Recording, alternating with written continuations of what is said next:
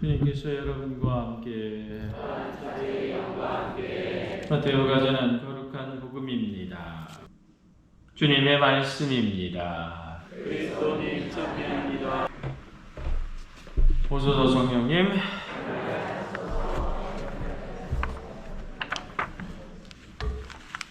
성사들 다 드리셨어요? 큰일이네.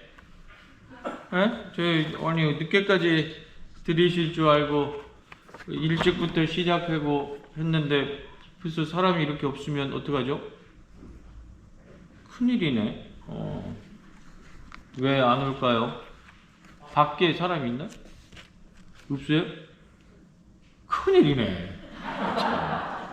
강론도 1시간 준비했는데 더 큰일이네.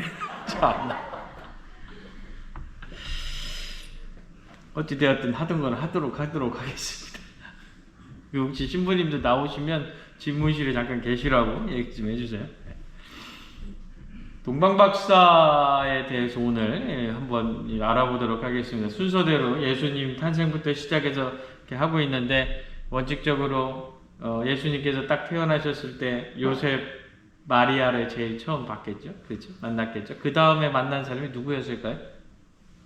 목자들이죠. 목자들. 그렇죠? 근데 목자들에 관해서는 특별하게 아주 그렇게 크게 목동들이 하느님의 계시를 받고 들어오는 부분들이 있어서 오늘 목자와 더불어서 이 동방박사의 부분들 안에서 함께 살펴보도록 해볼까 합니다. 목자와 동방박사 중에 누가 먼저 예수님을 만나러 왔나요?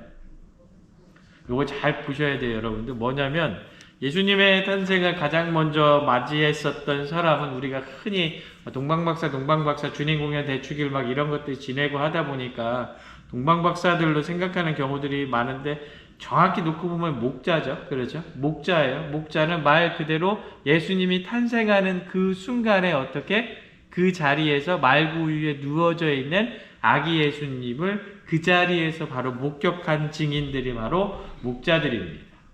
왜 목자들이 가장 예수님의 탄생을 먼저 봤다고 교회의 전승 복음은 왜 그런 것을 먼저 전하고 있었을까요? 이왕이면 좀 막 참 권세가나 세력을 많이 말 그대로 권위가 있는 사람이나 이런 사람들이었으면 더 좋았을 텐데, 왜 목자들을 말 그대로 예수님을 처음 본 목격 증인으로 만들었을까? 혹시 생각해 보신 적 있습니까? 없어요? 여러분들, 목자는 어떤 사람입니까?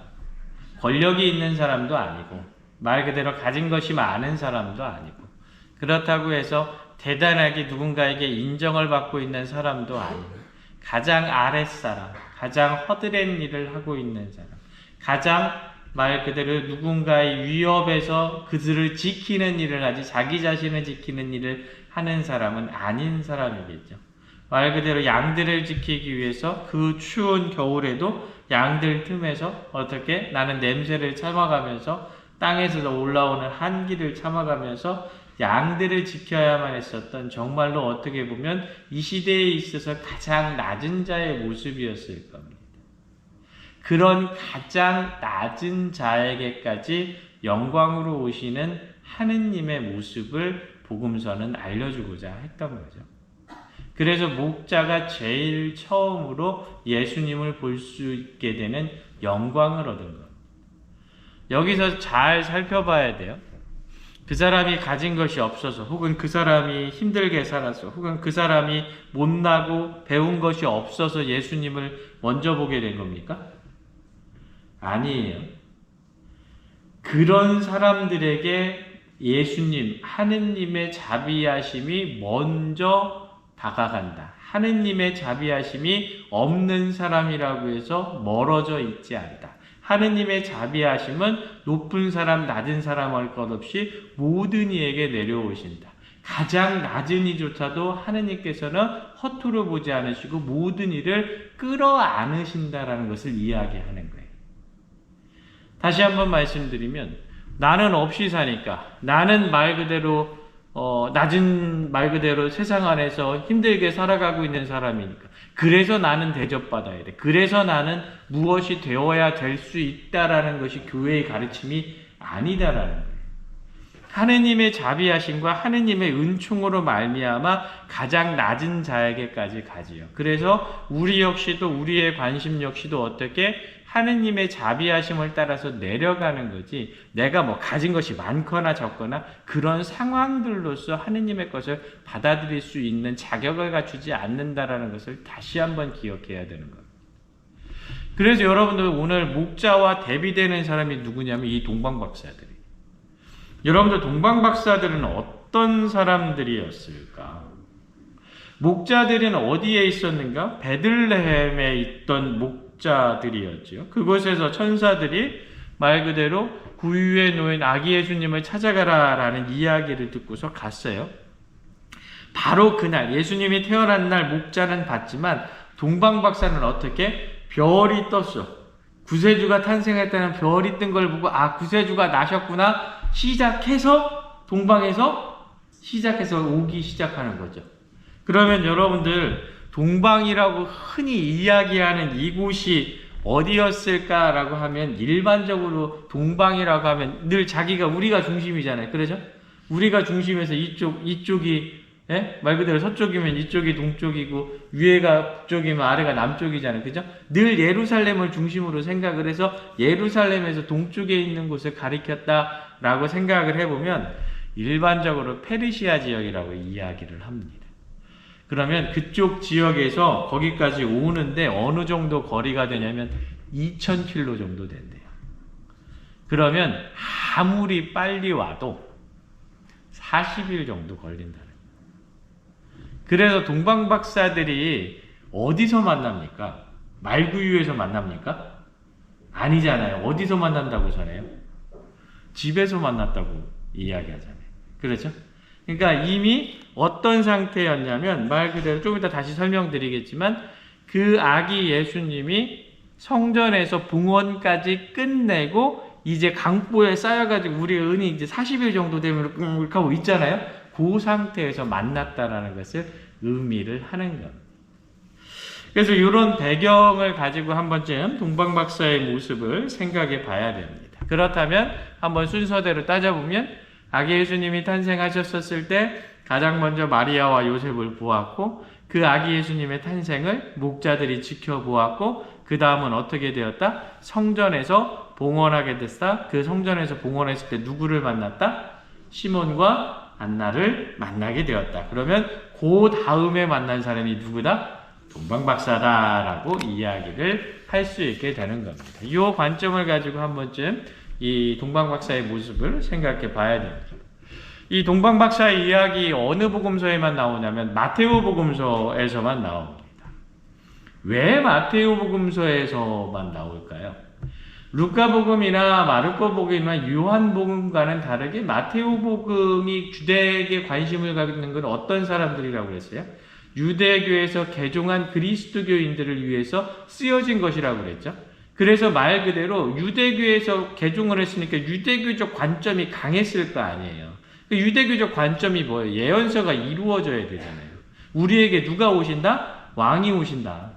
그러니까 마테오 복음사가는 이 유대교에서 개종한 그리스도교인들을 위해서 복음을 작성했기 때문에 그 개념을 가져오는 어떤 형태를 많이 취했던 거예요. 그러다 보니까 이 동방박사에게가 오고 있는 아기 예수님이 탄생하고 동방박사의 어떤 예물을 받고 하는 그런 모습들이 전형적으로 예언서에서 등장하고 있는 왕의 모습일 수 있는 거예요. 그래서 마테오 복음사가는 다른 복음사가들과는 다르게 조금 자세하게 동방박사들의 어떻게 보면 방문을 이야기를 하고 있는 겁니다. 동방박사가 몇 명이나 왔나 모릅니다. 성경에 안 나와 있어요. 그런데 일반적으로 뭐를 드렸습니까? 황금과 유향과 모략. 한 사람한테 하나씩 갖고 왔다고 해서 그냥 전승으로는 3명일 것이다 라고 이야기를 하는 거예요. 그래서 다가오는 전승에 보면 이름도 나오잖아요. 뭐라고 나옵니까? 가스팔, 멜키올, 발타살 이렇게 나오잖아요. 그렇죠?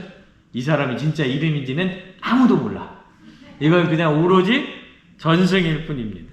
근데 여러분들 우리 주님 공연 대축일에 보면은 왕 이렇게 성상 이렇게 돼 있잖아요. 그렇죠? 예. 그 성상 색깔 보신 적 있어요? 잘 보신 적 있어요? 성상 색깔 보면 흑인, 백인, 황인 이렇게 세 개로 되어 있는 거 못 보셨어요? 보셨어요? 얘기하니까 기억나는 건 아니고 왕도 있고 얼굴이 한 사람은 청년이고 한 사람은 노인이고 한 사람은 중년이에요. 그것도 보셨어요? 그게 그냥 일반적으로 전승이 되어 있어요. 그래서 멜키올이라는 동방박사는 어떤 사람이었다? 황금을 바쳤다. 그래서 왕권을 이야기하는, 말 그대로 왕권이라는 것은 모든 일을 다스리는 거죠. 그래서 어떻게? 노인의 모습으로 표현합니다. 발타살은 모략을 바쳤다라고 이야기를 합니다. 그래서 중년 모습의 현자의 모습으로 나타나고, 가스팔은 유향을 바쳤는데, 유향이라는 건 뭐냐면 여러분들 우리 흔히 할 때 하는 향기 나는 향이의 향. 그래서 향을 하면 어떻게 그렇게 위로, 연기가 위로 올라가잖아요. 하느님께 제물을 이렇게 바치는 걸 의미를 하는 겁니다. 그래서 신성시하는 어떤 부분들, 그리스도의 삶이 하느님께 바쳐지는 어떤 그런 걸 의미하는 건데, 그거를 상징하는 것으로 청년 모습으로 그려져 있습니다. 그 사람의 이름이 맞는지, 그 사람이 정말 젊었는지 늙었는지는 아무도 몰라요. 그러나 동방박사들이 왔었다라는 사실 자체만 놓고 그리스도인들은 그렇게 믿었던 겁니다. 다시 한번 동방이 어떤 곳인가 살펴보면, 일반적으로 동방, 문자적으로 보면 해가 떠오르는 곳이다 라고 이야기를 합니다. 유대인들은 동방이라는 곳에 대해서 이야기를 할 때 북부 아라비아나 페르시아나 메소포타미아 지방이라고 이야기를 했는데, 어떤 것인지 단정할 수 없습니다. 박사들의 어떤 도착, 예수님께서 탄생하신 후에 말 그대로 40일 정도가 지난 후에 도착한 것이 아닌가 생각을 합니다. 왜냐하면 남자아이는 태어난 지 40일 안에 성전에서 정결례, 봉헌이 되어야 된다라는 규정이 있었기 때문에 성전 봉헌을 마치고 난 이후에 말 그대로 동방박사가 보았다라고 생각해서 예수님 탄생하시고 40일 이후에 예루살렘에 왔을 것이다. 동방박사라는 표현은 여러분들 마기라는 단어에서 나오는데, 이게 무슨 뜻이냐면 헬라어, 그리스어죠. 그리스어로 마술사, 요술사, 점성술사 이런 뜻을 가지고 있습니다. 그런데 이 사람이 혹이 마술을 부려가지고 사람들을 현혹시키거나 아니면 누군가를 속이기 위해서 마술을 쓰는 이런 사람은 아니고요. 이런 사람들을 전체적으로 무엇을 이야기하냐면, 하늘을 보면서 하느님의 뜻을 찾고자 했었던 어떤 철학자들, 또는 세상의 기운을 통해서 하느님이 어떻게 우리에게 오시는가를 연구했었던 사람들, 천문학자들을 일컫는 말이다라고 이야기를 합니다. 그들은 대단히 여러 가지 방면으로 유대교의 경전을 연구했었던 사람들이고, 특히 다니엘서와 같은 예언서를 집중적으로 연구했었던 사람이라고 그래요. 그래서 여러분들 혹시 조로아스터교 아세요? 조로아스터교라고 있는데, 이제 조로아스터교는 나중에 이슬람에 밀려서 완전히 무너졌는데, 이슬람이 오기 전에는 가장 큰 국교와도 같았던 게 조로아스터교입니다. 이런 조로아스터교의 어떤 한 사람이라고도 이야기하는 설이 있기는 한데, 그거는 아무도 모릅니다. 어찌 되었던 예루살렘 동쪽에 있는 곳에서 온 학식이 매우 깊었었던 현명한 사람이었다라고 우리는 그 정체성을 생각하면 될 겁니다. 그들이 준비했었던 황금과 유향과 모략은 일반적으로 구할 수 있는 것이 아닙니다. 그럼에도 불구하고 그들이 그런 선물을 가지고 왔다라고 이야기하는 것은 그들이 어느 정도의 권세 혹은 어느 정도의 재력을 가지고 있었을 것이다 라는 추측을 하게 되죠. 그래서 그들 보고 어떻게 동방의 왕이었다라고 전승이 생기는 겁니다. 그래서 우리 옛날 어른들 준인공연 대축일 뭐라고 그랬어요? 사망 내조축일 이렇게 했었잖아요. 그랬죠? 왕이었다 이런 식으로 표현을 했었던 겁니다. 예수를 찾아온 박사들이 이런 성격의 사람이었다라는 거죠. 그래서 어떻게 자신들이 성경을 연구했지만 자신들보다 더 성경을 잘하는 사람이 누구겠습니까? 예루살렘에 있는 그 고귀한 바리사이파나 율법학자들이었겠죠. 그래서 그 빛을 보고 예루살렘에 당도한 동방박사들이 누구를 찾아갑니까? 헤로데 왕을 찾아가는 거예요. 왜? 그 사람이 제일 잘 알고 있었으니까. 한편으로 보면 순진한 거죠. 왕에게 가서 왕이 태어났다고 이야기하라면 그 왕이 참 좋아하겠다. 네? 하나도 안 좋아할 거거든요. 그런데 이 사람들은 그냥 정말 순수했던 거예요. 그래서 자기들도 왕이었는데, 자기들도 정말 유력한 가문이었는데, 그 몇천 킬로 되는 거를 그 말 그대로 재물을 가지고 모든 것을 팔아가지고 막 온 거예요. 와가지고 어떻게? 우리도 그까지 왔으면 니네 나라에 정말 하느님께서 태어나셨다고 하는데 네가 지금 가만히 있겠느냐고 아주 순진하게 어떻게? 헤로데에게 가서 묻는 거예요. 왕 어디서 태어났냐고. 그러니까 헤로데가 어떻게 깜짝 놀라죠? 왜? 그 헤로데는 오직 자기 자신의 왕권을 지키는 데에만 혈안이 되어 있었던 사람이었거든요. 그래서 결국에 어떻게 사람들을 불러서 그 예언서를 해설해 어디에서 태어났냐? 베들레헴에서 태어난다. 그러니까 먼저 이 사람들을 보내서 어떻게 예수님께서 어디에 태어나셨는지를 알아보고자 했던 거죠. 그러다 나중에 속잖아요. 그러면서 어떻게 됩니까? 태어난 지 3년 이내에 있는 모든 어린아이를 다 죽여버리잖아요. 그렇죠? 어떻게 보면 동방박사들은 무죄한 어린이들을 죽인 살인범이요. 순진함이 그렇게도 이용될 수 있습니다, 여러분들. 동방박사들의 모습 살펴보면 결국에는 그 몇천 킬로를 그 무거운 예물과 그 값비싼 예물을 들고 왕을 위해서, 하느님을 위해서 찾아왔다.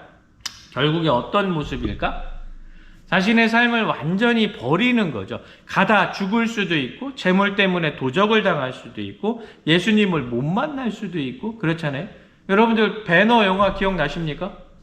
그래서 여러분들 사망 중에 한 명 가다가 중간에 서서 저 사람이 어떻게 크나 보려고 이렇게 보잖아요. 그렇죠? 기억 안 나요, 배너? 예전에 다 보셨을 텐데. 그 부분이에요. 그래서 이 동방박사들의 삶이라는 것이 어떻게 보면 구세주께 대해 믿음을 증명하고 있는, 구세주께 대해서 말 그대로 그리스도께 대한 내 믿음을 증언하고 있는 모든 이들의 귀감과도 같은 모습들이죠. 결국에 그들의 봉헌은 자기 자신의 삶을 새롭게 완전히 태어나게도 만들지만 모든 것을 버리고 있는, 하느님께 투자하고 있는 오늘날 우리가 가져야 될 신앙인의 근본적인 모습이다라는 것을 기억해야 됩니다. 그들이 가지고 왔었던 세 가지 예물, 황금과 유향과 모략, 이거 여러분들 한번 재밌게 생각해 볼 필요가 있어요. 황금과 유향과 모략, 황금도 말씀드렸지만 왕의 권한을 상징하는 황금, 말 그대로 예수 그리스도의 죽음과 부활을 상징하는 모략, 그리고 그리스도인에게서 신성성을 상징하는 유향, 요 세 가지를 갖고 왔는데 다 비싼 거예요. 이게 나중에 뭘로 쓰입니까? 헤로데가 3살 이하의 사내를 다 죽여버리라고 하니까 요셉이 어떻게? 다 들쳐업고 그 나라를 떠나서 이집트로 가잖아요. 그렇죠? 이집트에 가면 뭐가 됩니까? 이집트에 가면 그 사람은 난민이 되잖아요. 그렇죠? 그래서 여러분들 그 지금 시리아나 이런 데 엄청 그 내전으로 인해 가지고 엄청나게 난민들 들어오고, 난민들이 많이 들어오니까 심각한 문제도 되기는 되겠지만 난민들 안 받아들이려고 바다에서 막아버리잖아요. 그래가지고 바다에서 폭침돼서 500명씩 수장당하고 그러잖아요. 그렇죠? 그래서 교황님께서 그 유럽에게 문을 열라고 하시면서 여러분들 뭐라고 그러셨습니까? 여러분들이 믿고 따르고 있는 예수님도 2000년 전에는 난민이었습니다. 말씀하셨잖아요. 기억 안 나세요? 예. 오늘날에 있어서 난민이라 말 그대로 우리 쪽으로 표현하면 뭐가 될까요? 외국인 노동자? 그쯤 되지 않을까요? 그렇죠? 지금이야 외국인 노동자, 은근 그래도 외국인 노동자 우리나라만큼 돈도 잘 벌어요. 돈도 잘 벌고, 외국인 노동자 없으면 우리나라 망하는 거 아시죠? 우리 먹는 딸기가 10배는 비싸질 거예요. 딸기 딸 사람이 없어요. 토마토 딸 사람도 없고, 갈치 잡을 사람도 없어. 말 그대로 외국인 노동자로서 살았었을 때 2000년 전 이집트에 가서 말 그대로 그리스도 유대교를 믿었던, 애 하나 얻고 16살짜리 마리아를 데리고 갔던 요셉이 삶이 어땠을까요? 엄청 궁핍했겠죠. 그렇죠? 근데 그 안에 뭐가 있다? 그렇죠. 황금과 유향과 모약이 있어. 아따 팔아서 잘 썼을 거요. 그런 생각 안 해보셨어요? 뭘 얘기하고 싶냐면 여러분들 왜 황금과 유향과 모략을 가지고 가라고 그랬었을까? 왜 그런 비싼 예물을 동방박사의 손에 들려서 아기 예수님께 보냈었을까? 말 그대로 그렇게 세상 안에서 낮은 자의 모습으로 살아야만 했었던 그 요셉의 짐을 덜어주고자 했었던 하느님의 섭리가 아니었겠는가. 한번 좀 생각해 볼 수 있다라는 거죠. 그래서 하느님의 섭리는 우리가 깨닫지 못하는 사이에 하나, 두 개, 세 개를 앞두고 이루어지신다라는 것을 기억을 해야 되는 것. 그래서 이 황금과 유향과 모략은 신학적인 부분들도 있지만 우리가 우리의 삶 안에서 한 번쯤 되돌아봤었을 때 어떻게 아기 예수님의 삶을 챙겨주는 아버지 하느님의 섭리와도 같은 것이 아니었겠는가. 우리 역시도 그런 예물을 드리면서 아기 예수님의 그 모습을 챙겨야 되는 것, 이런 모습이어야 되지 않겠는가. 동방박사는 그 이후에 어떻게 됩니까? 자신이 가지고 있던 모든 것을 털어서 산 예물을 다 바치고 어떤 거를 얻어서 떠나갑니까? 우리가 볼 때는 아무것도 못 얻었어요. 근데 그들의 마음에는 무엇이 있었다? 세상을 창조하신 하느님을 배웠다. 세상에서 어떠한 고난도 침범할 수 없는 왕을 보았다라는 무엇을 가지고 떠나게 되었다? 만족감 플러스 어떻게? 내가 하느님을 배웠소라고 이야기하는 그 마음을 간직하게 되었다. 그래서 완전히 그 동방박사들에게 있어서는 천금을 주고도 얻을 수 없는 그 무언가를 얻게 되었다라는 거지. 그렇게 예물을 드리면서 인간으로서의 본연의 모습을 완성하고 어떻게 아무것도 바라는 것이나 어떠한 대가나 어떠한 약속도 없이 다시 자신의 삶의 자리로 돌아가는 게 누구였다? 동방박사였다. 그래서 우리의 모습 역시도 어떻게 그런 동방박사가 되어야 돼. 하느님께 온전히 내 것을 내어드리고 하느님께 온전히 내 시간을 봉헌한 이후에 하느님과 함께 있었다는 그 마음만 가지고 다시 본연의 자리로 돌아갈 수 있는 모습이 그 모습이 사제의 모습이어야 되고 그 모습이 수도자의 모습이어야 되고 그 모습이 신앙인의 모습이 되어야 된다라는 것. 우리 때로 자주 종종 어떻게 합니까? 예수님께 하느님께 교회에 무언가를 주면 어떻게 조금이라도 인정받고 싶고 조금이라도 알아줬으면 좋겠고 조금이라도 그렇게 하고 싶다라는 이 마음 안에 뭐가 있잖아요. 그렇죠? 하나님께 기도 열심히 하고 묵주기도 뭐 50일 동안 바치고 100일 동안 바치고 하면은 내가 열심히 기도했었던 거 그거 좀 이루어지기를 바라는 어떤 그 마음이 막 이 안에서 용솟음 좀 치잖아요. 그렇죠? 신부가 이렇게 열심히 사는데 우리 신자들이 열심히 잘 따라가지고 본당 신부님 마음 좀 잘 알아가지고 그냥 으쌰으쌰 해가지고 하나 되고 싶은 마음이 본당 신부가 있을까요? 없을까요? 있겠죠. 그렇죠? 없겠어. 그래가지고 막 했어. 근데 고백성사도 안 드리고 미사도 안 오고 그러면 마음이 어떻겠어요? 안 좋죠. 안 좋아요. 근데 중요한 건 에이씨 안 좋으니까 내가 다시는 하나 봐라. 내가 안 좋으니까 이제 다시는 뭐 하나 봐라. 이렇게 하면 될까요? 안 될까요? 그러면 대답은 여러분들도 안 되고 저도 안 되고 수현도 안 되고 아무도 안 돼요. 그러면 안 돼요. 어떻게? 그럼에도 불구하고 예수님께 하느님께 어떻게? 드렸다라는 것에 만족할 수 있어야 돼요. 거기서 최선을 다했다라는 것에 만족할 수 있어야 돼요. 그게 우리가 오늘 동방박사를 보면서 얻게 되는 성서적인 교훈이 아니겠습니까? 아기 예수님 탄생과 더불어서 이 동방박사라는 이야기, 특히나 여러분들 동방정교회에서 이 동방박사는 대단히 중요한 인물 중에 하나예요. 그래서 예수님 성탄보다도 이 주님 공연 대축일이 동방교회 안에서는 훨씬 더 큰 축일처럼 나오고 있기도 합니다. 근데 어찌되었든 간에 이 동방박사는 엄청나게 문학작품으로도 많이 등장을 하게 됩니다. 2세기경에 까따꼼바라는 지역, 우리 둔산동 까따꼼바 말고 까따꼼바, 걱정하지 마요. 우리 내년 성탄은 까따꼼바 아니고 저 높은 데서 할 수 있어요. 높은 데서 아주 멋있게 이렇게 쫙 보면서 할 수 있어. 보디가드. 여러분들 그 까타콤바 안에 있는 여러 가지 프레스코 하나, 로마에 있는 성모 마리아 대성당 같은 곳에 모자이크 하나, 550년경에 지어졌던 성 아폴리나리오 누오보 성당 같은데 여러 가지 형태로 동방박사의 경배 장면이 등장을 하기 시작합니다. 동방박사의 경배 장면, 별을 따라가는 모습들, 헤로데 왕 앞에 선 모습들의 여러 가지 성화들도 나오기 시작합니다. 오늘날에 있어서 여러 가지 형태로 영화에도 등장하고 있는 거, 이 동방박사라는 주제들입니다. 여러분들 개신교 어떤 목사님이 쓴 글 중에 네 번째 동방박사라는 거 얘기 들어보신 적 있습니까? 예전에 그 영화 같은 것도 그 영화 한번 볼만해요.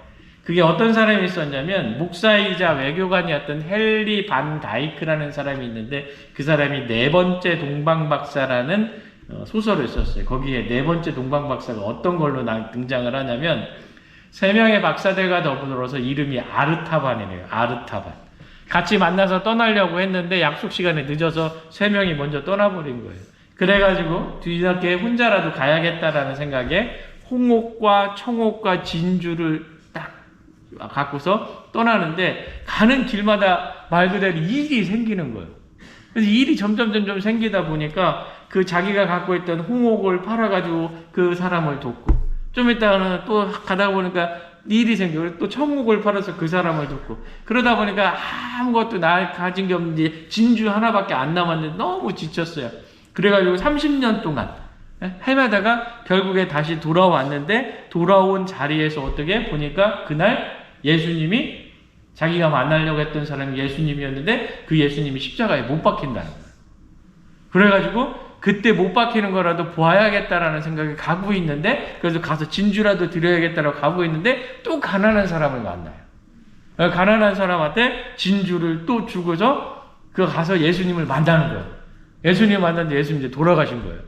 예수님 앞에서 제가 당신을 만나려고 33년 동안 이 길을 걸어서 왔는데 지금 당신에게 드릴 것이 아무것도 없습니다. 이렇게 얘기를 한 거예요. 그런데 예수님이 태어나는 손을 딱 펼치는데 여기에 진주 세 개가 진주, 홍옥, 청옥이 딱 있는 거예요. 그러면서 뭐가 나오냐면 그 유명한 황금률이 나온 거예요. 너희가 원하는 대로 어떻게 바라는 대로 그 사람에게 해주라. 네가 그렇게 가난한 이들이 한 것을 내가 이미 다 받은 것이다 라고 이야기를 하는 겁니다.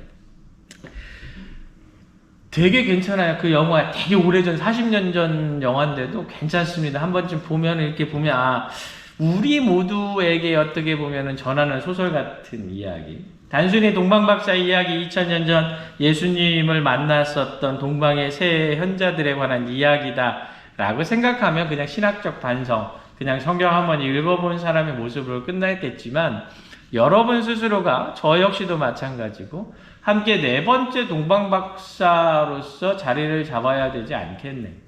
그게 성경이 우리에게 이야기하고자 했었던 것이 아니겠는가 한 번쯤 생각을 해봐야 돼요. 동방박사들이 예수님을 왜 만나고자 했을까? 동방박사들이 왜 예수님을 그토록 찾아서 몇천 킬로를 걸어서 그곳에 왔었을까? 왕에게 자신들의 예물을 전달하면서 동방박사들은 어떤 마음이었을까? 왕을 만난 동방박사들은 어떠한 감정에 휩싸였었을까? 한번 좀 생각해 보는 것이 필요하지 않겠는가? 내가 네 번째 동방박사라면 나는 지금 아기 예수님께 무엇을 드릴 수 있을 것인가? 내가 네 번째 동방박사라면 이제 곧 오는 예수님의 부활, 예수님의 십자가의 죽음, 그 안에서 과연 예수님께 진정으로 예물을 드렸다라고 이야기할 수 있는 사람이 될 수 있겠는가? 동방박사 이야기를 들어보면서 한 번쯤 우리가 생각해 봐야 될 부분이 아닌가 싶습니다. 더 길게 하려다가 구해보는 사람이 없어서 그만하도록 하겠습니다. 하느님 안에서 여러분들 동방박사 한 번쯤 스스로가 예수님께 드리는 동방박사가 돼 보시는 것이 어떻겠는가? 어마어마하게 대단한 걸 드리고 어마어마하게 큰 것을 드리는 것이 아니라 매일의 내 삶의 순간순간마다 예수님께 무언가를 드릴 수 있는, 그러나 그것이 전적으로 봉헌될 수 있는 어떤 그런 모습을 갖추는 것. 그게 어떻게 보면 우리 신앙인들이 네 번째 동방박사가 되는 길이 아니겠는가. 한번 깊게 생각해보는 그런 시간들 되시길 부탁드리겠습니다. 잠시 묵상하겠습니다.